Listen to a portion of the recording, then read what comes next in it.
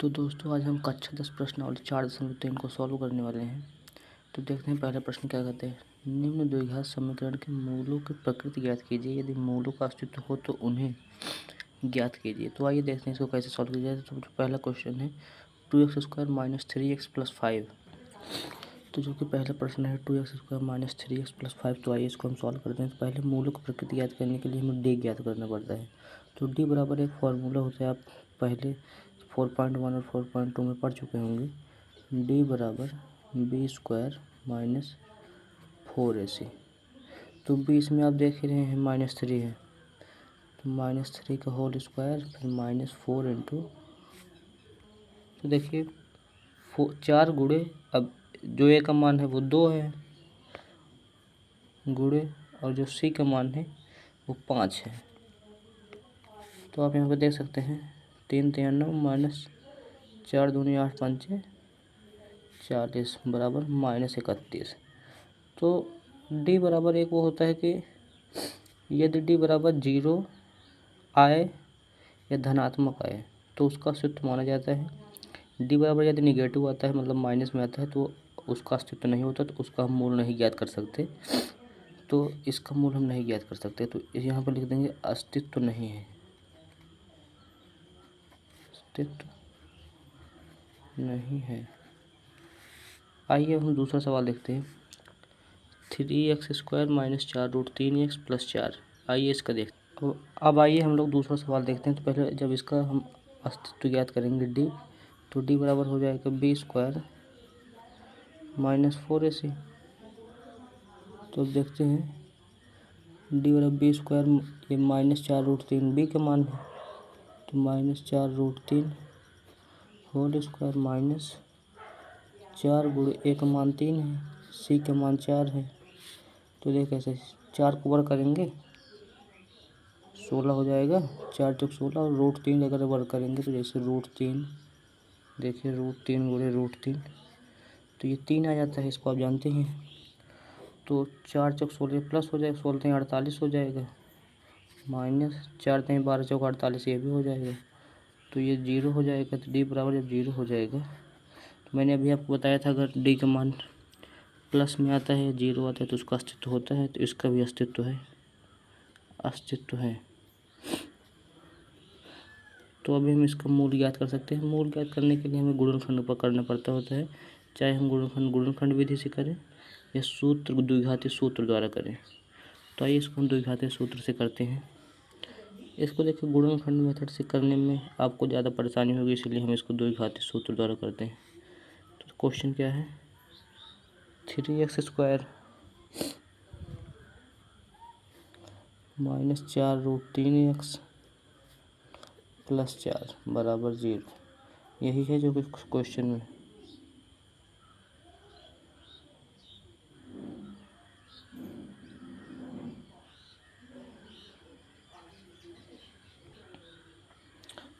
तो आप देख सकते हैं जो कि सवाल में है 3x² - 4√3x + 4। तो इसको हम सॉल्व करते हैं द्विघाती सूत्र द्वारा। जो उसका सूत्र होता है समीकरण का वो होता है -b + -b² - 4ac बटे 2a। तो आइए हम सॉल्व करते हैं। -b का मान -4√3 रख देंगे, और यहाँ पे माइनस है, देखिए आगे कैसे होता है, प्लस माइनस b², यही होगा -4√3 का होल स्क्वायर -4 गुणे ए का मान देख सकते हैं आप लोग 3 दिया हुआ है, सी का मान 4 है, बटे में 2 3 6 हो जाएगा। तो ये देखिए इसको भी हमने ज्ञात किए थे, 48 होगा, प्लस माइनस ये 48 है और ये भी 48 हो जाएगा। आप लोग जानते हैं, अभी हमने यहाँ पर ये ज्ञात किया था, देख सकते हैं।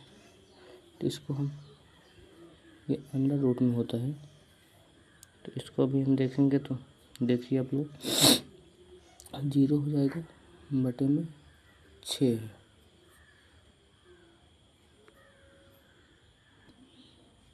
सॉरी बच्चों, यहाँ पे थोड़ा गलती हो गई, -4√3 ही रहेगा। आइए इसको सॉल्व करते हैं आगे। तो देखिए -4√3 हो जाएगा, प्लस माइनस में अंडर रूट में 0 बटे में 6, तो 0 कोई मान नहीं होगा, तो माइनस ये प्लस हो जाएगा, ये 4√3/6 हो जाएगा। एक बार अंडर रूट 0 कोई वैल्यू नहीं हो तो ये 0 ही आ जाएगा। तो अभी एक बार ये इसको प्लस में 0 रखेंगे, फिर माइनस में, बात वही है। तो एक बार ये हो जाएगा 4√3/6। तो अगर इसको काट देंगे, 2 चाहे 2 दूनी, देखिए 2√3/3 कामा काट देंगे तो 2√3/3। लेकिन एनसीईआरटी में उत्तर ऐसे नहीं दिए हुए, तो इसको करने के लिए हमें प्रमेयीकरण करना पड़ेगा। देखिए 2√3/3 को हम √3 लिख सकते हैं, √3 और इसको भी ऐसे करेंगे, √3 तो एक √3 से एक √3 कट जाएगा, तो 2/√3 कामा 2/√3 इसका आंसर आ जाएगा, जो कि एनसीईआरटी में दिया हुआ है। अगर आप यहाँ तक भी सॉल्व कर देते हैं तभी भी आपका सही माना जाएगा। अब देखिए, आइए हम लोग अब तीसरा सवाल देखते हैं। 2x² - 6x धन 3, इसको आइए हम पहले अस्तित्व ज्ञात करते हैं। इसको हमारे देखिए इस फॉर्मूले पर रखते हैं, तो b का मान -6 है तो ये 36 हो जाएगा। d बराबर 36 - 4 गुणे a का मान 2 है, c का मान 3 है, यहाँ पर d का मान 36 कट जाएगा, 0 हो जाएगा। तो आइए हम इसको सूत्र भेद द्वारा इसका वो ज्ञात करते हैं, मूल।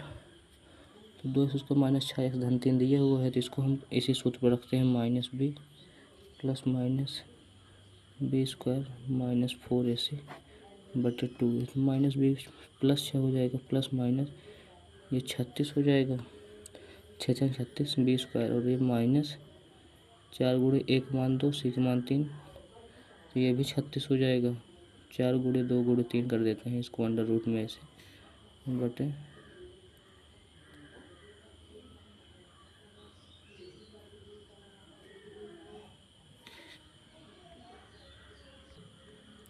सॉरी बच्चों, यहाँ पे थोड़े बाई मिस्टेक होगा, 4 दूनी 8 से 24 हो जाएगा, 36 - 24 बराबर ये 12 आ जाएगा। तो यहाँ पे हम ये देखते हैं, ज्ञात करते हैं, बटे 2 के करेंगे तो 2 दूनी 4 हो जाएगा। आइए अगले पन्ने पर सॉल्व करते हैं। नहीं थोड़ा देखिए यहाँ पर जगह है, यहाँ पे कर लेते हैं।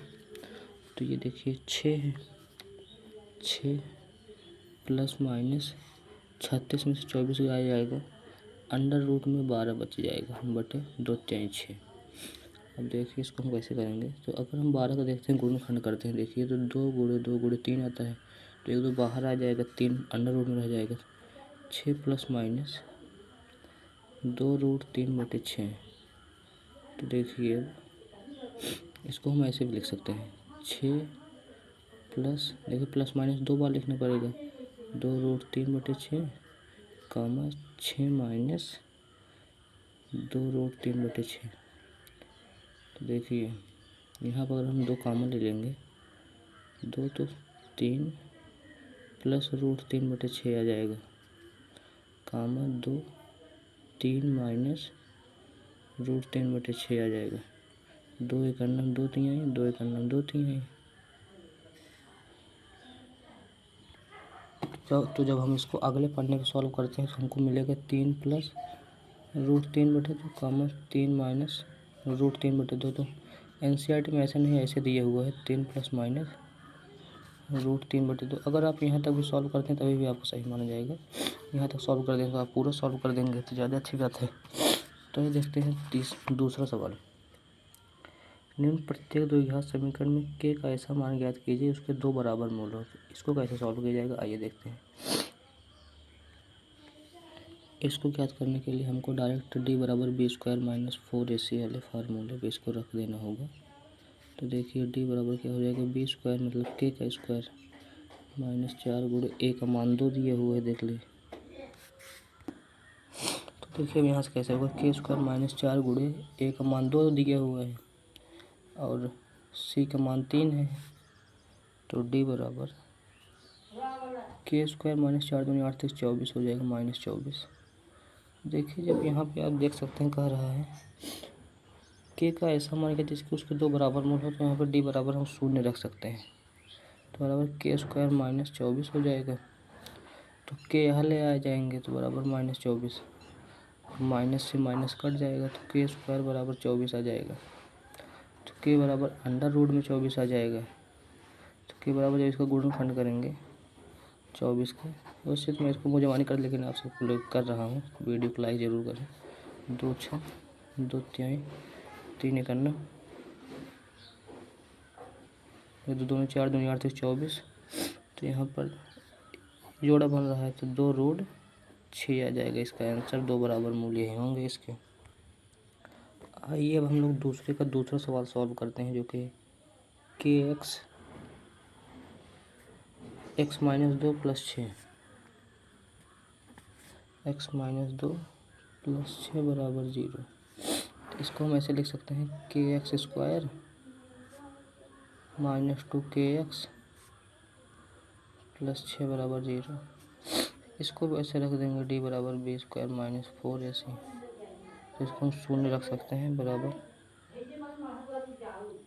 बी स्क्वायर क्या हो जाएगा माइनस 2 का स्क्वायर, तो 4 के स्क्वायर माइनस 4 गुणे के गुणे 6। तो ये 4 के स्क्वायर इधर ले आकर चले जाते हैं, माइनस 4 के स्क्वायर बराबर माइनस 24 के माइनस माइनस 4 के स्क्वायर बराबर 24 के स्क्वायर बराबर 24 के बटे 4 के बराबर 24 के बटे 4 के। तो इससे ये कट गया 4 6 के बराबर 6 आंसर आ गया। ठीक है, के स्क्वायर बराबर 24 के बटे 4 के बराबर 24 के बटे 4 के बराबर 6 आंसर।